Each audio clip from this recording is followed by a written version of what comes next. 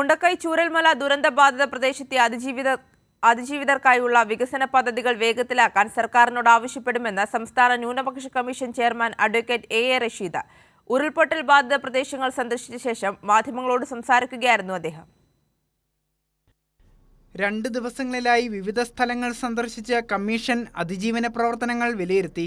ദീർഘകാല പരിരക്ഷ ഉറപ്പാക്കാനുള്ള പദ്ധതികൾ സംബന്ധിച്ച് സർക്കാരിനോട് ആവശ്യപ്പെടുമെന്ന് commission chairman advocate A Rasheed പറഞ്ഞു. ഇതിൽ നിന്നുള്ള ഒരു അതിജീവനത്തിന് എന്തൊക്കെ ചെയ്യാൻ പറ്റുമെന്നതിനെ സംബന്ധിച്ച ഒരു ഞങ്ങളുടേതായ തലത്തിലൊരു പരിശോധനയാണ്. അപ്പോൾ ചില ഒപ്പീനിയൻ ഇന്നലെ വ്യത്യസ്ത മത ന്യൂനപക്ഷ വിഭാഗങ്ങളും ഉദ്യോഗസ്ഥന്മാരുടെ യോഗത്തിൽ ഉയർന്നു വന്നിട്ടുണ്ട്.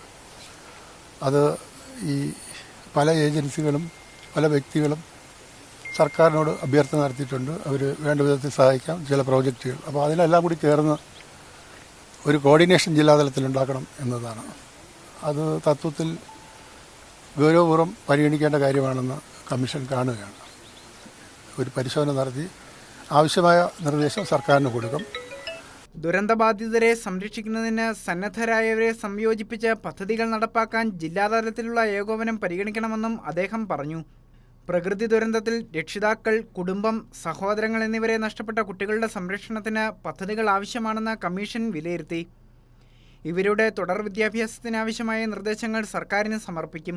സന്ദർശനത്തിൽ assistant collector S Gautham Raj, member secretary H Nisar, അംഗങ്ങളായ എ സൈഫുദ്ദീൻ ഹാജി, പി റോസ തുടങ്ങിയവരും ഉണ്ടായിരുന്നു.